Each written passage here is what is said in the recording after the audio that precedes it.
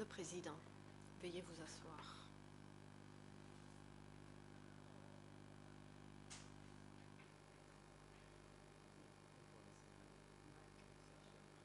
L'audience est ouverte.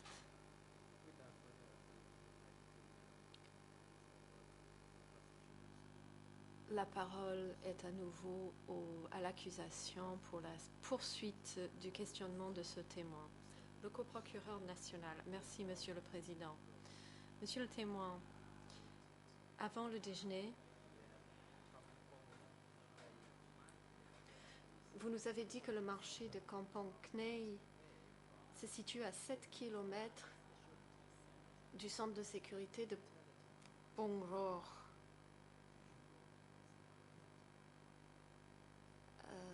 À quelle fréquence vous rendez-vous à ce marché? Réponse. ឲ្យខ្ញុំមកម្ដងម្កាលមិនមែនថាមកញឹកទេគឺ Je suis allé au marché de Kampong Kreng uniquement sur les ordres du chef de la sécurité. Je n'y allais pas de mon propre chef. Question.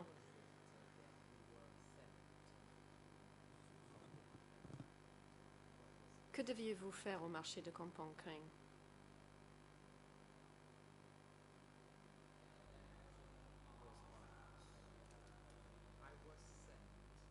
Réponse.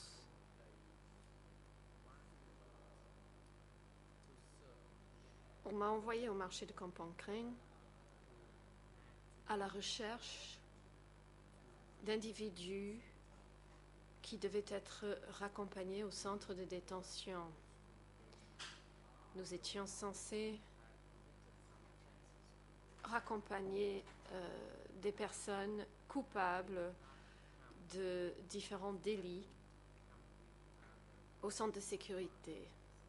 Je n'y allais pas seule, j'étais accompagnée de mes camarades qui travaillaient également au centre de sécurité. Question.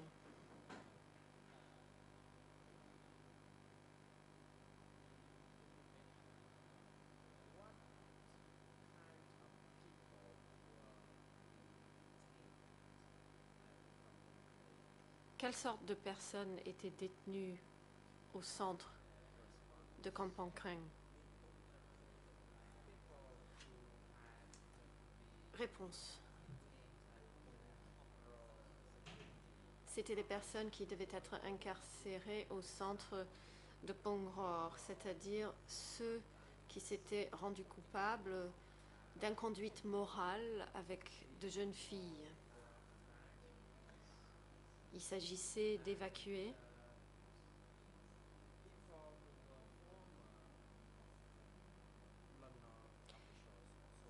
et alors que d'anciens officiels et soldats du régime de Lon Nol n'étaient pas envoyés au centre de sécurité, il ne s'agissait que de civils coupables de ce type de délit que je viens d'indiquer.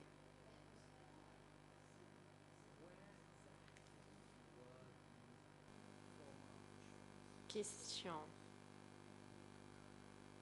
Où étaient détenus ces anciens soldats et anciens fonctionnaires du régime de Lon Nol? Réponse.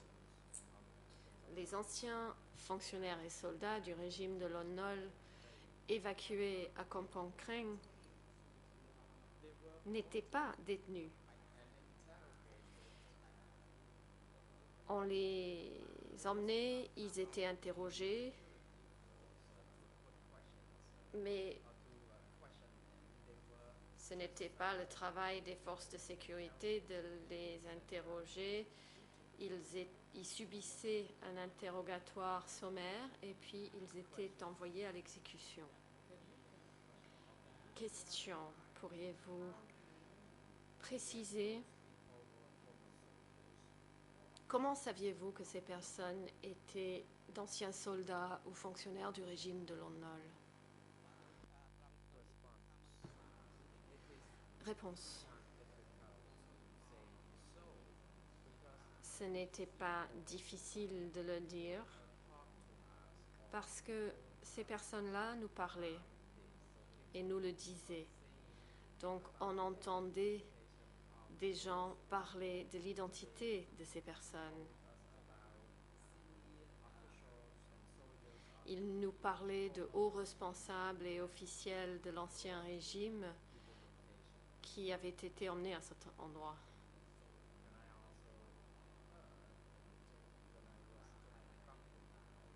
Lorsque j'étais à Kampong Kreng,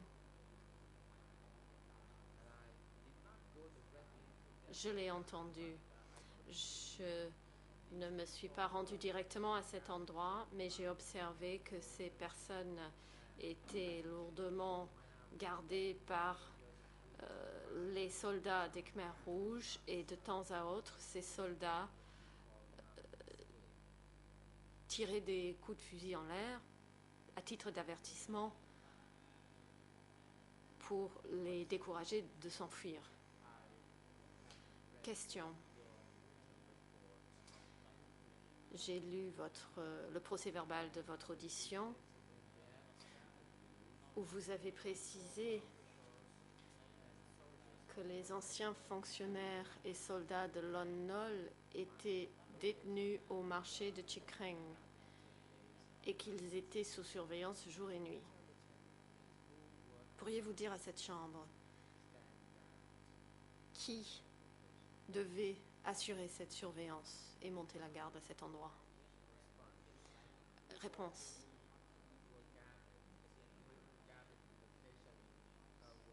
Ceux qui montaient la garde, je ne les connaissais pas.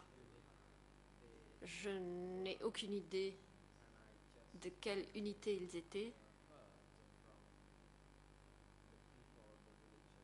Ce sont des villageois qui m'en ont parlé. Question. Dans cette même audition par les juges d'instruction, vous avez indiqué qu'il s'agissait de soldats haut placés, de hauts fonctionnaires et leurs familles ayant été évacués de Siem Reap. Vous avez dit que ces personnes ont été emmenées pour être exécutés alors qu'on leur disait qu'ils allaient assister à des séances d'études et de rééducation. Plusieurs centaines d'entre eux ont été transférés afin d'être exécutés, et ils ont été exécutés par des gardes de Pongror.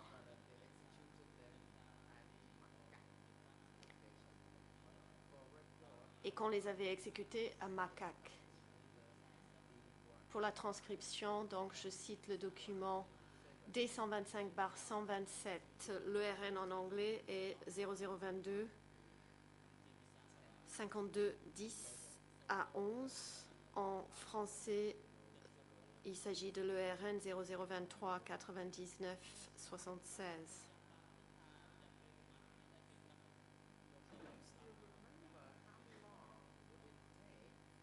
Rappelez-vous encore combien de temps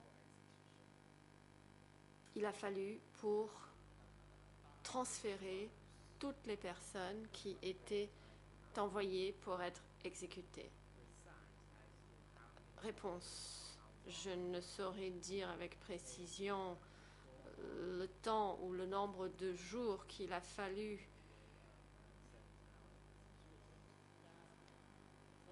pour que tous ces gens soient envoyés et exécutés. Question.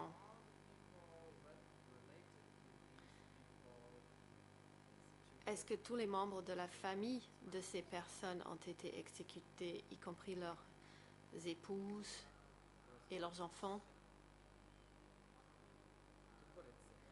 Réponse. Pour le dire tout simplement, tout le monde a été tué. Personne n'a été épargné. Tous ceux qui étaient conduits à cet endroit étaient envoyés et exécutés. Question. Vous avez également dit que ce sont des gardes de sécurité de Pongror qui les avaient exécutés à un endroit appelé Makak. Comment saviez-vous que c'était des gardes de sécurité qui procédaient aux exécutions à cet endroit? Réponse. Je l'ai appris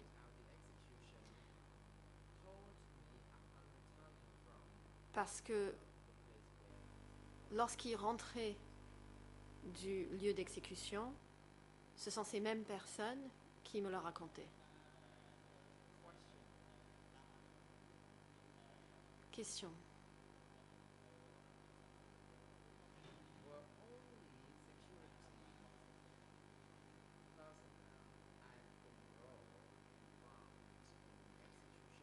Est-ce que les gardes de sécurité de Pongror étaient les seules personnes impliquées dans ces exécutions ou bien y avait-il d'autres personnes impliquées?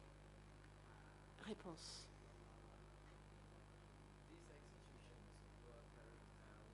Ces exécutions étaient effectuées non seulement par le personnel de sécurité du centre de détention en question, mais également par d'autres soldats des Khmers rouges dont j'ignore l'unité.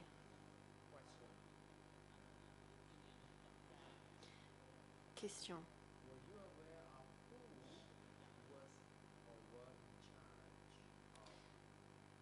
Savez-vous qui était responsable de l'organisation de ces exécutions?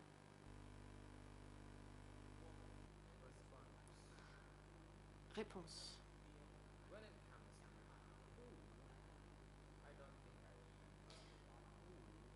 Qui? Je ne me souviens pas de qui c'était, mais je me souviens très bien que c'était des personnes qui venaient du secteur et il y avait environ 4 membres du personnel de sécurité impliqués dans les exécutions. Je ne saurais dire avec certitude qui était responsable d'une telle organisation. Question. Vous avez mentionné un secteur. De quel secteur s'agit-il? Réponse. Je fais référence au secteur de Simrip, Odon et Minchey. Mais je ne sais pas exactement comment était organisé ce secteur.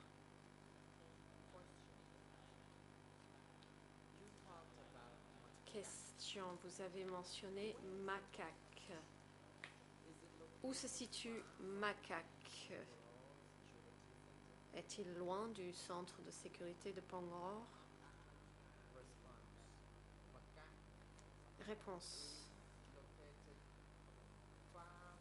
Makak se trouve éloigné du centre de sécurité de Pongror et s'appelle aujourd'hui le barrage de Makak. Mais aujourd'hui,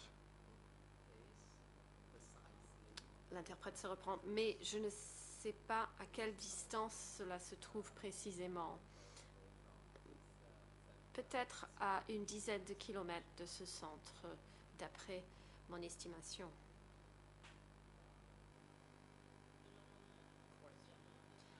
Question.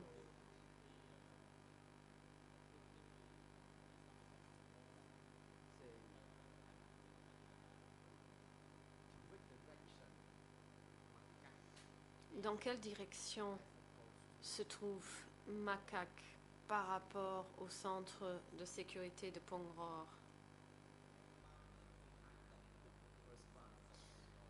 Réponse.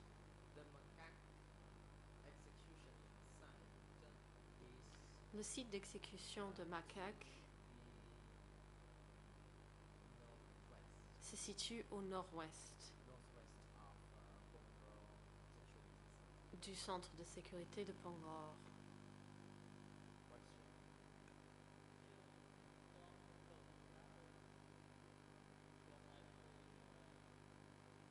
question.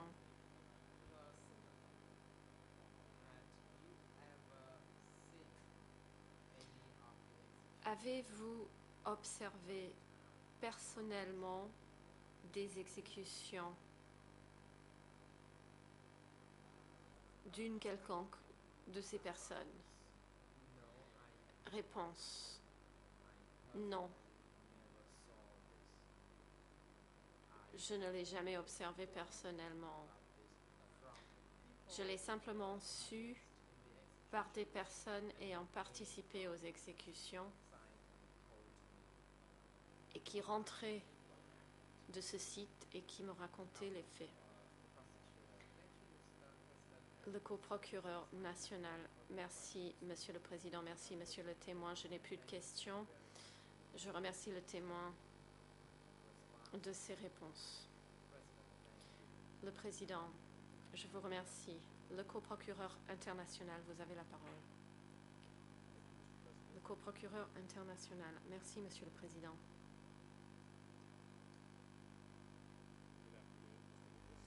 Bonjour, Monsieur le témoin. Je m'appelle Dale Lysack. J'aurai encore quelques questions à vous poser cet après-midi. Monsieur le Président, tout d'abord, j'aimerais montrer aux témoins un autre document portant la cote D83, annexe 00012. Il s'agit d'un rapport avec un entretien du témoin en mois de juillet 1991 et je vais me référer dans ce document qui est plutôt long. L'entretien qui m'intéresse commence à la page en Khmer 0081 28 60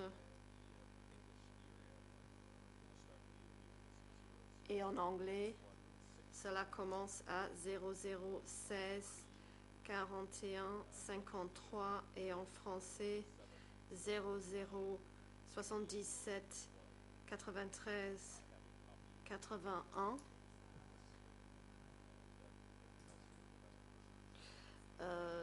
Je dispose d'un exemplaire pour le témoin et nous pouvons aussi l'afficher à l'écran.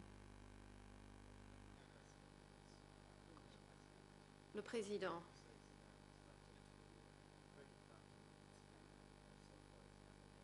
Huissier d'audience, veuillez montrer ce document au témoin et ce document pourra également être projeté à l'écran.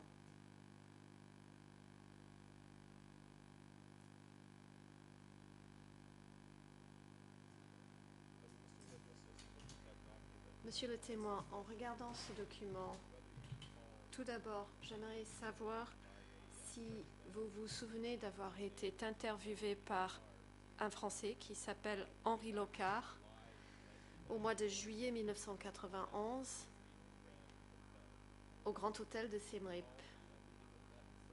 Rappelez-vous avoir rencontré cette personne?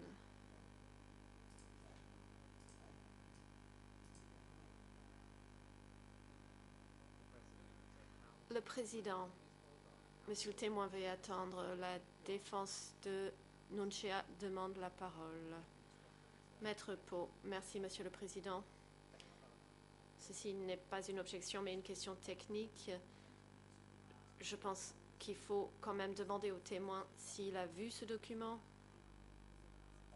Et s'il ne l'a jamais vu, il faudrait le lui retirer et le retirer de l'écran. Nous ne sommes pas forcément d'accord avec cette règle, mais il me semble qu'il s'agit de la pratique appliquée ici et je vous prie de respecter cette pratique. L'accusation. Monsieur le Président, mon confrère a mal formulé les pratiques de cette Chambre. Dans de nombreuses circonstances, il s'est avéré approprié et le témoin a été autorisé à regarder un document qu'il n'a jamais vu. Dans l'une de ces situations, il s'agit d'un entretien qui est attribué au témoin. Donc, je pense que tout d'abord, je dois pouvoir poser quelques questions au témoin pour établir les fondements de ce document et j'insiste sur le fait que ce genre de choses s'est déjà produit par le passé. Le Président, Maître Carnavas, vous avez la parole. Maître Carnavas, merci Monsieur le Président. J'ai également cru comprendre que ce monsieur est cité ici à comparaître en tant que témoin. Si c'est le cas, je pense que nous nous retrouvons dans la même situation que par le passé avec des auteurs tels que Philip Short. À mon avis, nous voilà à nouveau avec un document concernant un témoin qui n'a pas encore comparu et que vous soumettez à un témoin ici aujourd'hui. Nous avons besoin d'une décision de la Chambre indiquant si cette pratique est autorisée ou tombe sous l'égide d'une des objections sur lesquelles la Chambre s'est déjà prononcée. L'accusation. Monsieur le Président, je clarifie, je ne vais pas poser des questions à ce témoin concernant les commentaires ou observations d'Henri Locard, mais plutôt concernant des déclarations qui lui sont attribuées au témoin, et par le passé nous avons été autorisés à le faire, par exemple en interrogeant M. Pipon qui avait été interviewé par Philip Short. Des déclarations lui étaient attribuées dans le livre de Philip Short. Dans une telle situation, il est tout à fait approprié de pouvoir interroger le témoin à ce sujet. Ce serait tout à fait différent si je commençais à lui poser des questions concernant des commentaires ou des conclusions tirées par Henri Locard. Et dans un tel cas, je serai de l'avis de Maître Carnavas.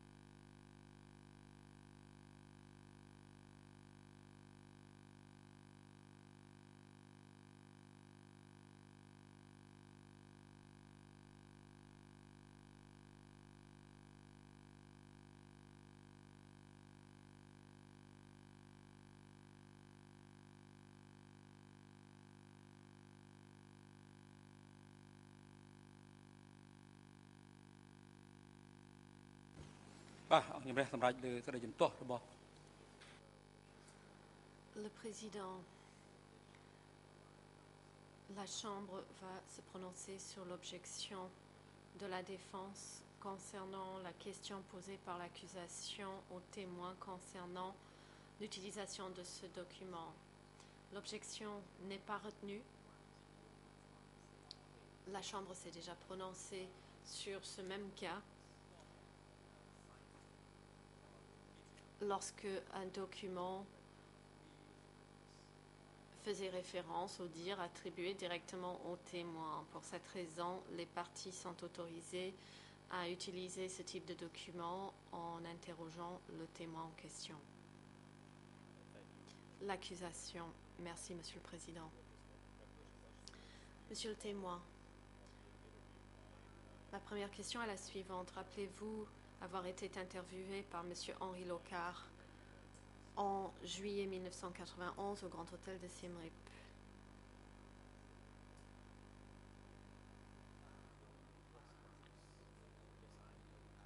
Réponse, oui.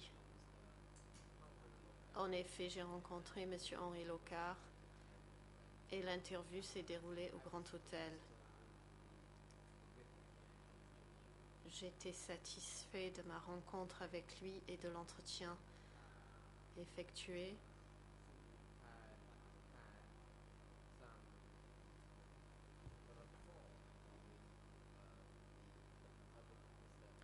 J'avais un bon rapport avec M. Henri Locard et je confirme avoir bien accordé un entretien ce jour-là. L'accusation, merci. J'aimerais vous référer tout d'abord à une déclaration qui vous est attribuée à la page en Khmer 0081 2860, en anglais 0016 60 4153 et en français 00 77 93 82, où il est écrit, et je cite, « Les Viet Cong, suivis par quelques KR, qui signifie, je présume, Khmer Rouge, ont d'abord occupé son village natal en mai 1970. Les Viet Cong étaient en première ligne et les KR ont suivi en habit noir avec les Viet Cong. Il a entendu l'annonce de Sihanouk à la radio de Pékin, faisant campagne pour le Front de réconciliation nationale, demandant à la population de le rejoindre dans le maquis. Comme Sihanouk a dit de Pékin qu'il était le président du Front dans la lutte contre les colonialistes et les impérialistes américains, les habitants ont bien accueilli les révolutionnaires. Ils ont donné leurs enfants. Il était le 5e d'une famille de 9 enfants et 2 d'entre eux ont rallié les révolutionnaires. Son petit frère cadet, qui n'avait alors que 8 ans, et lui-même qui avait 16 ans, ont été enrôlés. Fin de citation. Tout d'abord, est-ce que cela reflète bien les informations que vous avez données à M. Locard en juillet 1991?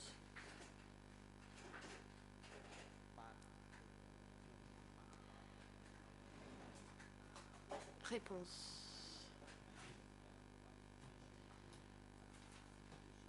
J'ai en effet apporté des informations à M. Henri Locard. J'ai en effet accordé un entretien à ce monsieur à cette époque. Question. Dans ce document, vous dites que votre frère cadet a rallié la Révolution à l'âge de 8 ans.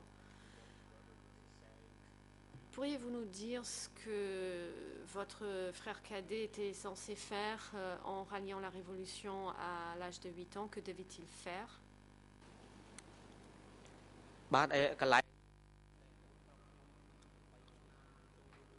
Réponse.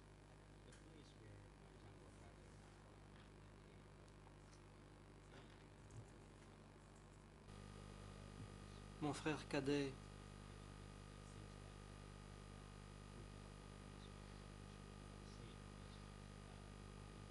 avait 8 ans, dit cette phrase. Mais en fait, ce n'est pas vrai. Quand il avait 8 ans, il n'a pas rallié la Révolution. C'est moi qui ai rallié la Révolution à l'époque. Je pense qu'il y a donc une erreur dans cette phrase. J'aimerais que l'on rectifie cette partie de la déclaration parce que mon frère cadet n'a pas rallié la Révolution à ce moment-là. Question. Début inaudible et donc question incompréhensible.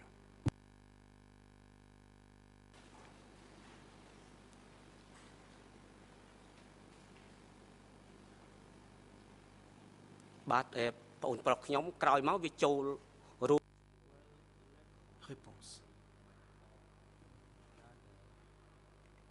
Plus tard, mon frère aussi s'est rallié aux forces Khmer Rouges, mais pas avant 75. C'était après 75. Peut-être en 76.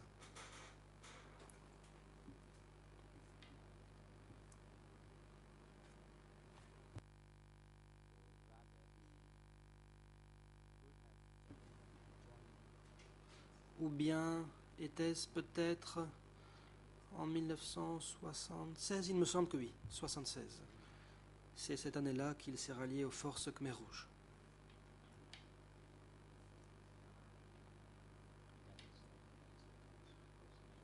Oui, bien sûr, il s'est rallié à la Révolution, mais la déclaration comme quoi il l'a fait à l'âge de 8 ans, ça, c'est erroné.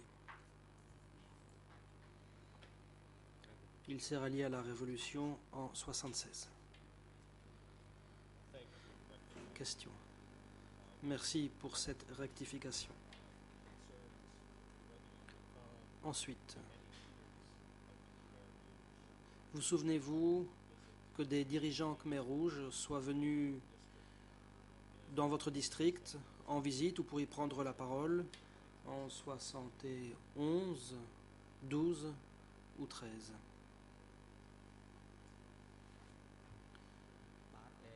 Réponse. Oui. Des dirigeants sont venus sur place et cette partie de la déclaration est exacte. Question. Dans votre interview avec Henri Locard, il est fait mention d'un incident sur lequel j'aimerais vous interroger. La page ERN en Khmer est la suivante, 00 81 28 61, en anglais 00 16 41 53 et en français 00 77 93 82. Voici ce qu'on y trouve. Vers la fin de 73, Huyun est venu faire un discours dans la forêt à Prum Pretom, commune de Korktlorkle. PCCS, et ici il faut dire qu'ici M. Locard vous appelle par vos initiales, PCCS donc n'a pas assisté à la réunion, mais beaucoup de Moulethan y étaient. Huyun a encouragé la population à contribuer à la lutte militaire pour renverser Lon Nol. D'après les paroles de Huyun, les KR voulaient couper les relations avec le Viet Cong. Fin de citation. Est-ce que ceci correspond bien aux informations que vous avez données à Henri Locard au sujet du discours de Huyun?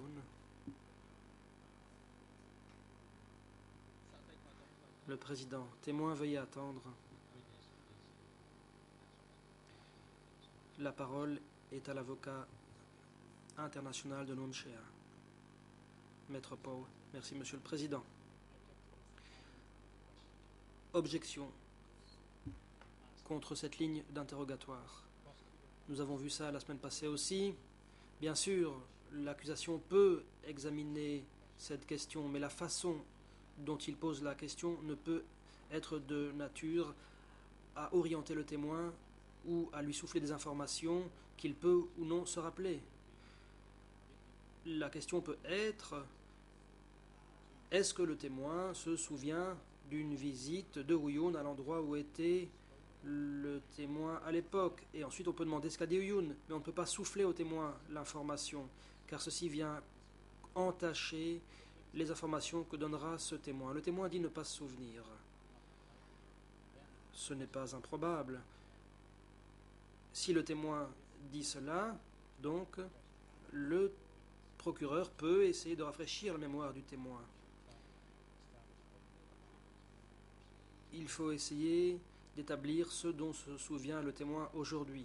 L'accusation devrait donc poser des questions ouvertes et, le cas échéant, pour rafraîchir la mémoire du témoin, on peut revenir à les déclarations antérieures. L'accusation. Monsieur le Président, je suis tout à fait prêt à procéder de la manière qui siera à la Chambre. Pour moi, il y a des déclarations antérieures d'un témoin, nous pouvons les soumettre au témoin et poser des questions.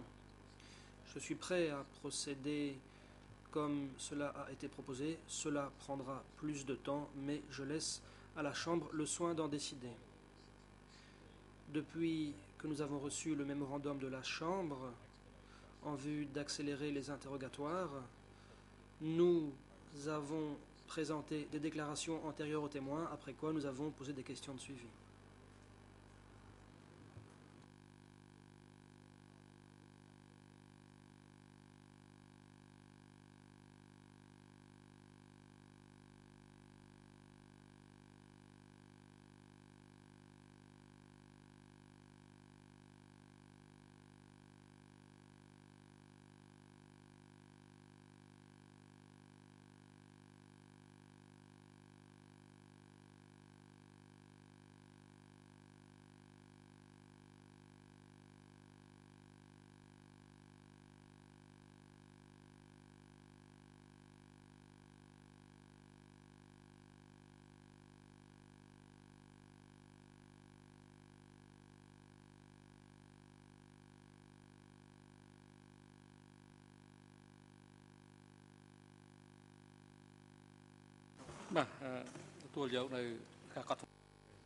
Le Président.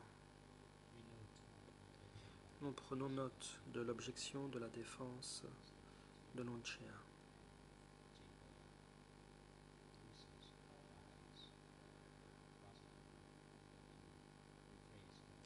L'accusation est priée de reformuler sa question pour la rendre ouverte. L'accusation. Merci. Il y a quelques instants, monsieur le témoin, vous avez dit que vous vous rappeliez plusieurs dirigeants qui étaient venus prendre la parole au district de Chikreng avant 1975.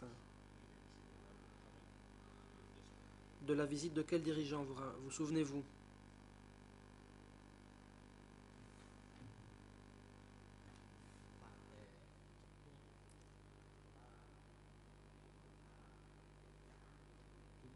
Réponse. D'après mes souvenirs, monsieur Huyoun est venu à Phomprey-Thom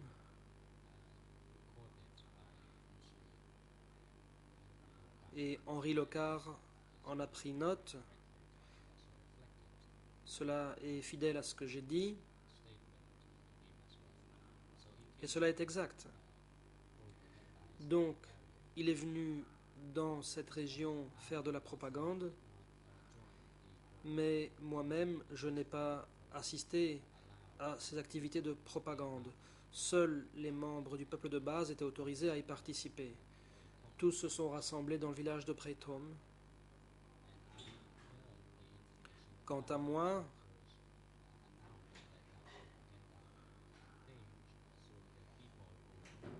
c'est par les représentants des districts que j'ai appris ce dont il avait été question lors de ces activités de propagande, car ces gens-là y étaient présents.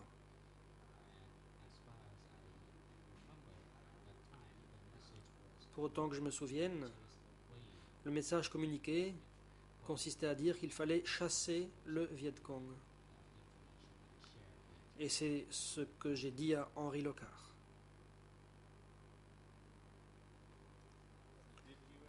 Question. Avez-vous jamais vu Nonchea, Yengsari ou Khieu Sampan se rendre au district de Chikreng à un moment ou à un autre? Réponse. Pour ce qui est de Nonchea, Yengsari et Khieu Sampan, ils ne sont jamais venus dans le district de Chikreng. Je ne les y ai jamais vus. Je n'ai jamais assisté, ou plutôt ils n'ont jamais assisté à des rassemblements ou activités de propagande dans ce district. Question. À quel moment les forces Khmer rouges ont-elles libéré le district de Chikreng? En quelle année?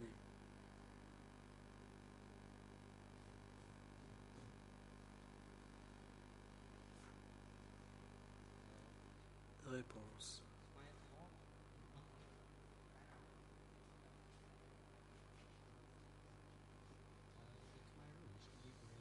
Les Khmer rouges ont libéré le district de Chikreng et tout le pays le 17 avril 1975. Ils ont libéré le pays le 17 avril en le débarrassant du régime de Lon Nol. Question. Ma question portait sur le district de Chikreng, plus précisément. En quelle année les forces Khmer rouges ont-elles pris contrôle de ce district?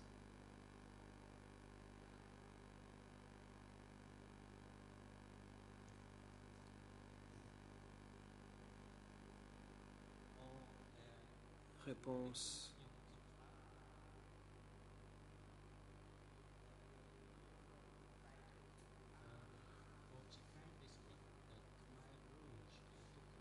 Les Khmer rouges ont pris contrôle du district de Chikreng en 1970. Après le coup d'État, les Khmer rouges ont pris contrôle de cette région de la province. C'était peu après le coup d'État.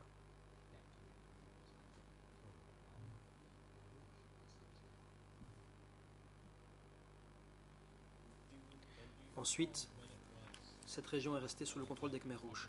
Question. À quel moment a-t-on mis en place pour la première fois dans votre district des coopératives?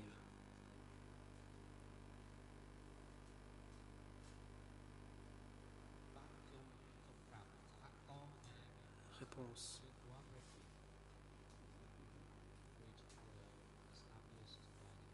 Des coopératives ont été mises en place par les Khmer rouges dans mon district en 1972. C'étaient des coopératives de communes et de villages.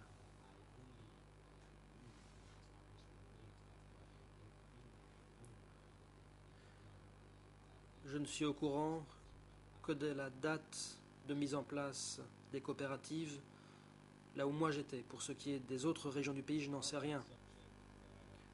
Question. À ce propos, j'aimerais vous renvoyer à un autre extrait de votre entretien avec Henri Locard. Document D83, annexe 00012, en Khmer 00 81 28 61, en Khmer, en anglais 0016 41 53 et en français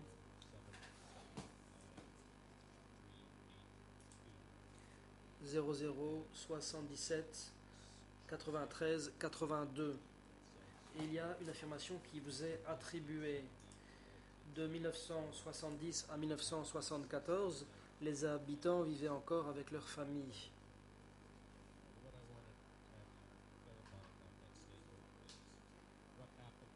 Pourriez-vous préciser ce qui s'est passé après 1974?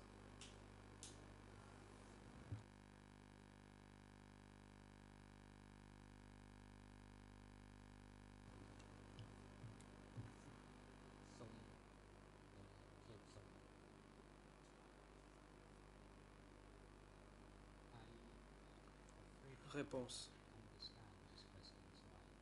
Je n'ai pas compris la question. Je ne peux donc pas y répondre.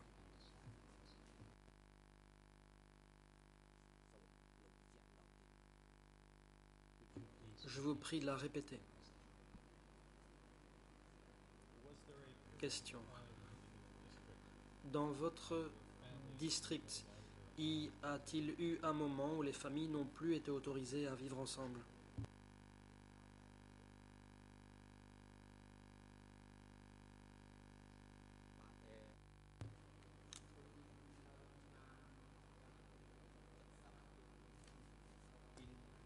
Réponse. En 1970, les habitants vivaient en famille.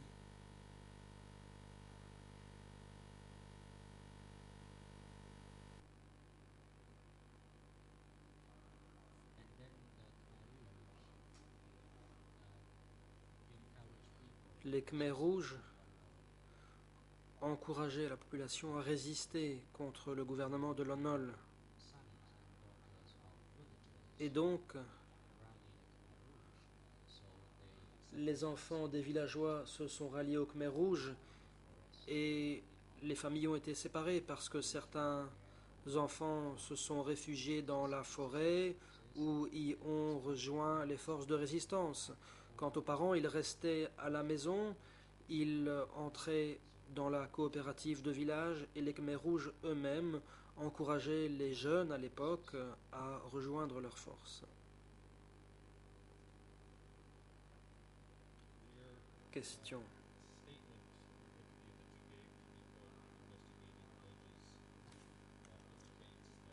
Dans votre procès-verbal d'audition, il est indiqué que vous avez commencé au bureau de sécurité de Congo vers 1972.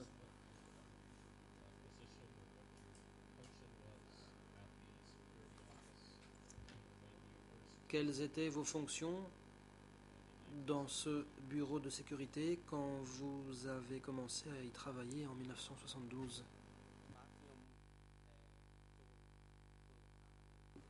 Réponse.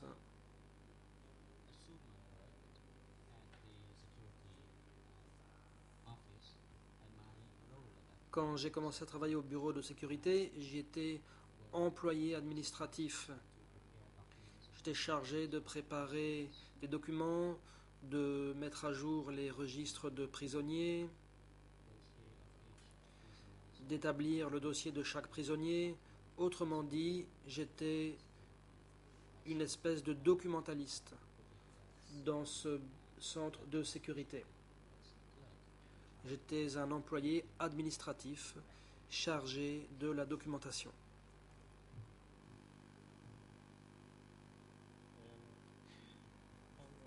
Question. Le bureau de sécurité de Pronglo dépendait-il du district, du secteur ou de la zone?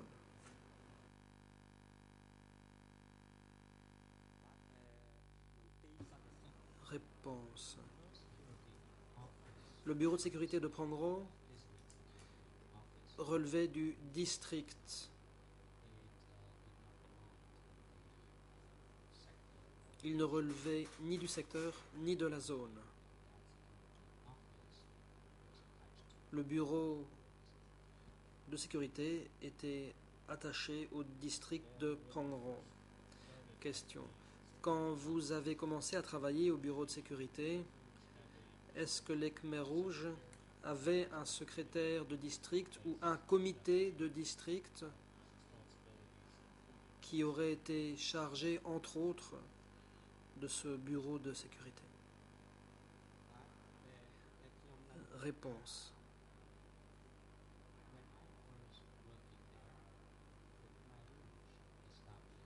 Alors que j'y travaillais, les Khmers rouges ont établi la structure hiérarchique du bureau de sécurité. Le premier secrétaire a été Tawan. Après, il a été arrêté. Puis, un autre, Takun, lui a succédé. Ensuite, Takun a été accusé d'avoir trahi l'organisation et à ce moment-là, lui aussi a été arrêté. Donc, la structure organisationnelle a été mise en place, une organisation clandestine a aussi été créée, de même que la Ligue de la jeunesse.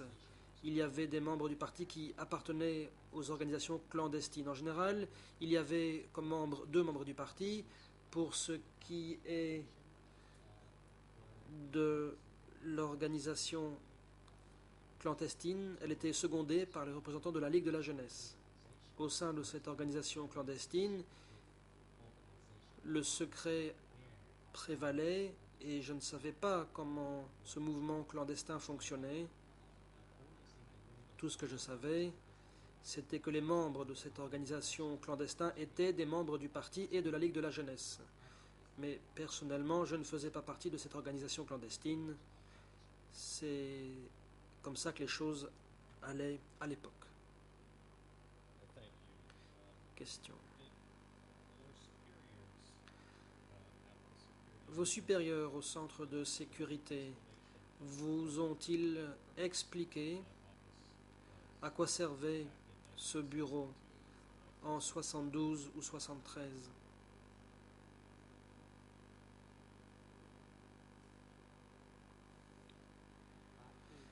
Réponse.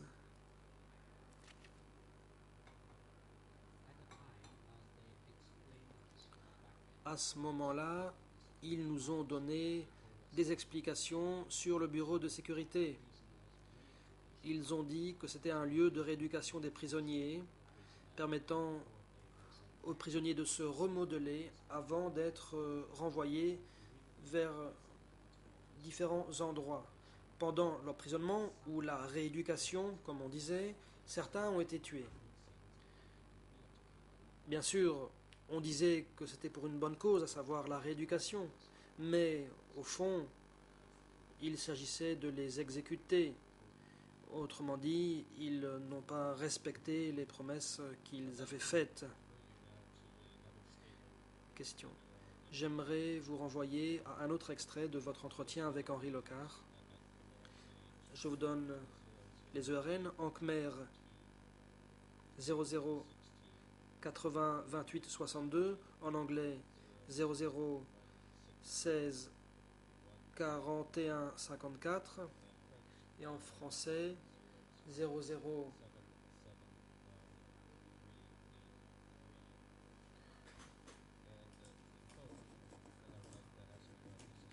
779 383. Voici la citation. C'était un centre de sécurité. Il était destiné à faire en sorte que toute la population ait peur du pouvoir de Lankar.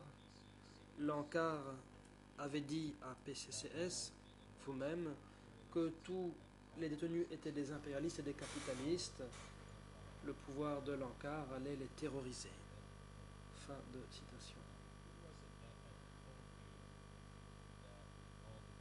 Qui vous a dit que tous les détenus étaient des impérialistes et des capitalistes?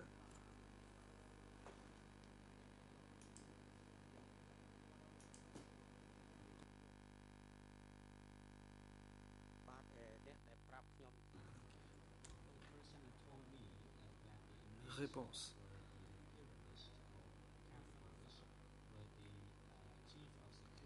C'est le chef de la sécurité qui m'a dit que tous les détenus étaient des impérialistes et des capitalistes.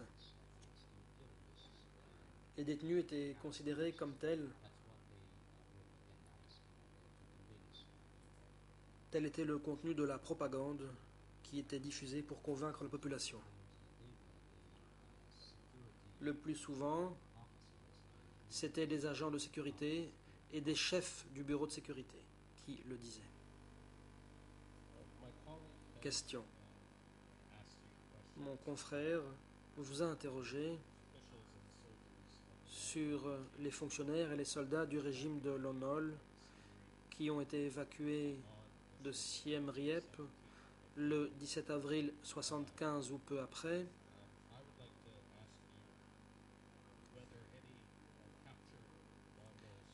Est-ce que des soldats de l'ONOL qui avaient été capturés ont été amenés au bureau de sécurité de Prangro avant le 17 avril 1975.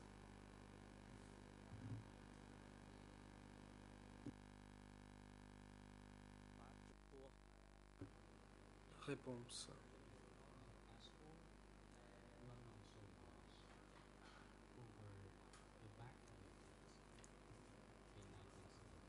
Pour ce qui est des soldats de l'ONOL évacués en 1975, ils n'ont pas été capturés et envoyés au bureau de sécurité de Prangro. Tous ont été exécutés immédiatement après avoir été faits prisonniers. Avant 1975,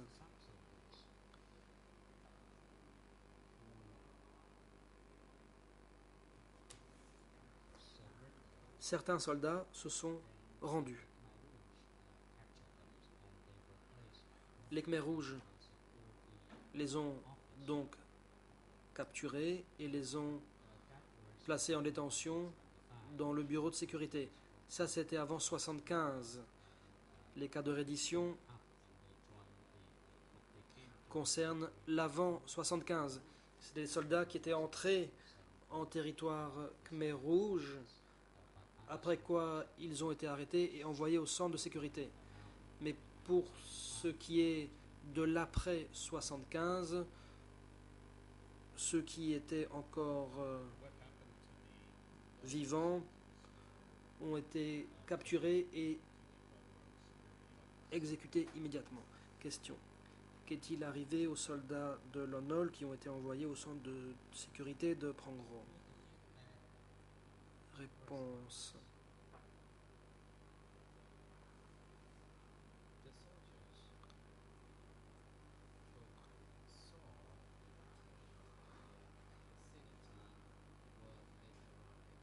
Les soldats que j'ai vus détenus sur place ont ensuite été exécutés. Au total, il y avait environ 4 personnes qui étaient responsables de la sécurité.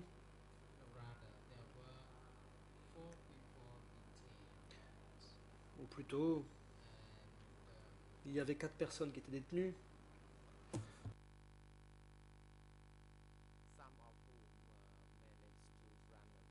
Certains ont réussi à prendre la fuite, les autres ont été exécutés.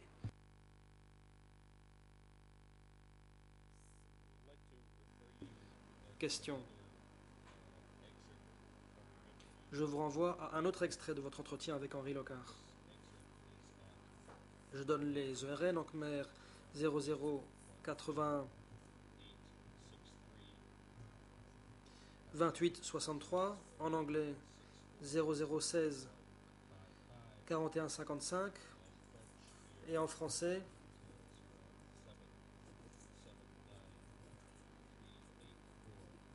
0077 93 84.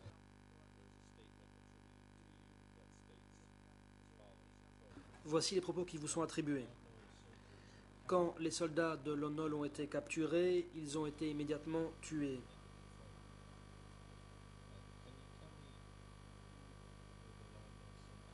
Qui étaient les soldats de l'ONOL auxquels vous avez fait allusion lors de votre entretien avec Henri Locard?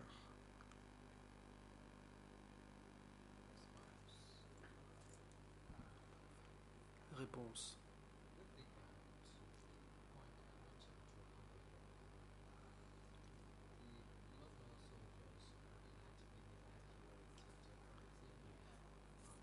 Les soldats de l'ONOL qui ont été évacués le 17 avril 1975 sont arrivés à Kampong Kadai. Après interrogatoire, on les a fait monter dans des camions et ils ont été exécutés. C'est de ça que j'ai parlé avec Henri Locard. Et je pense que les propos que Henri Locard m'attribue ont bel et bien été prononcés par moi. Question. Je reviens à l'évacuation. Mon confrère vous a posé la plupart des questions là-dessus. J'aimerais obtenir des précisions sur un point. Dans le PV d'audition, vous dites au co-juge d'instruction que les soldats et fonctionnaires de l'ONOL qui ont été amenés au marché de Chikreng ont été emmenés en camion.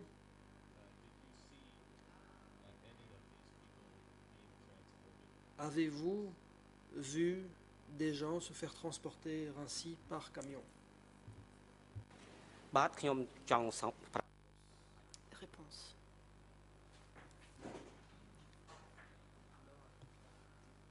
Non. Je ne l'ai pas vu personnellement. J'en ai entendu parler.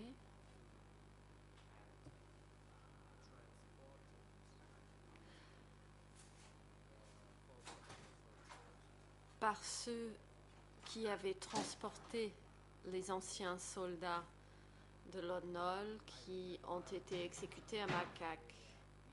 Je me souviens les avoir entendus dire, qu'on leur a bandé des yeux à tous, y compris les jeunes enfants, tous ont été exécutés. Et c'est eux qui me l'ont raconté. Question. Vous dites eux. Combien de personnes vous ont raconté cet événement?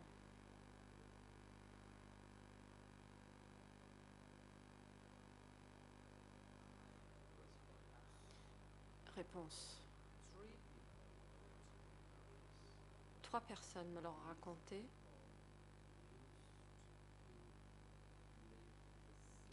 Et c'était des personnes qui venaient du même village que moi.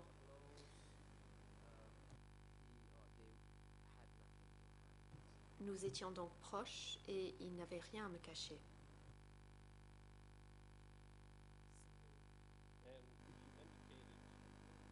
Question. Vous avez indiqué qu'en plus des fonctionnaires et régimes de l'ONOL,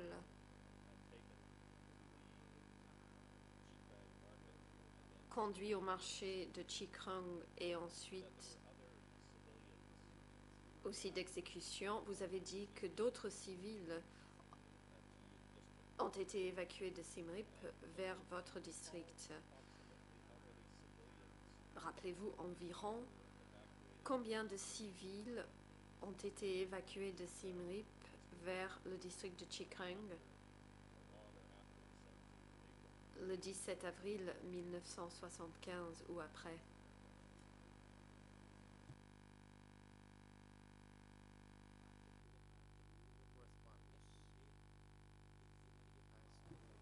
Réponse. S'agissant du nombre d'évacués envoyés à Chikreng, je ne saurais le dire. Cependant, les évacués qui venaient à Chikreng ne venaient pas seulement de Siem Reap, ils venaient également d'autres endroits.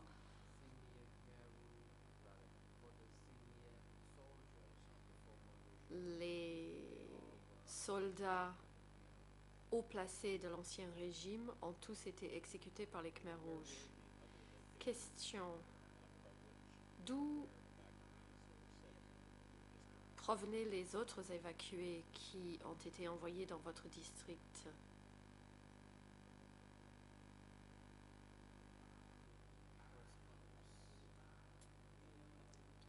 Réponse.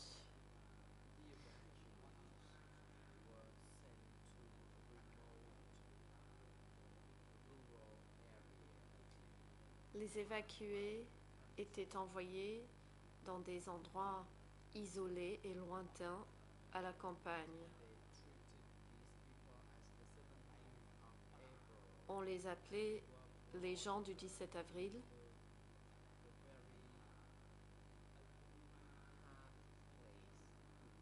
Et ils étaient envoyés vivre et travailler dans des conditions très dures. Je ne me souviens pas exactement vers quel village ils étaient envoyés, mais je suis certain que ces personnes étaient envoyées dans des endroits très isolés à la campagne. Question. Savez-vous si ces évacués civils, ces gens du 17 avril, étaient-ils obligés de fournir des biographies en arrivant dans le district de Chikang?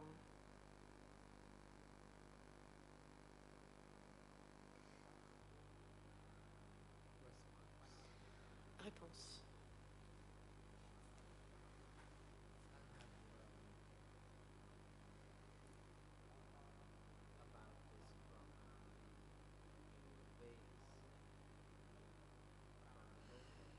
Je l'ai su de la part des gens de la base,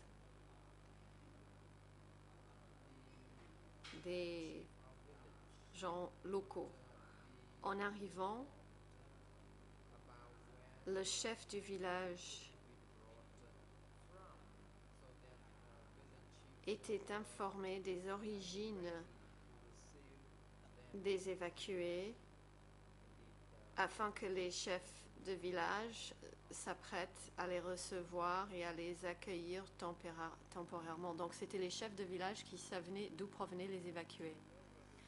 Question. Savez-vous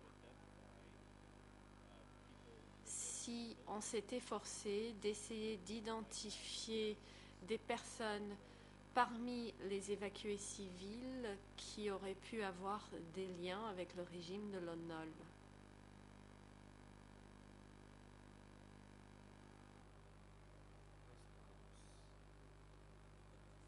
Réponse. Pendant le régime des Khmers rouges,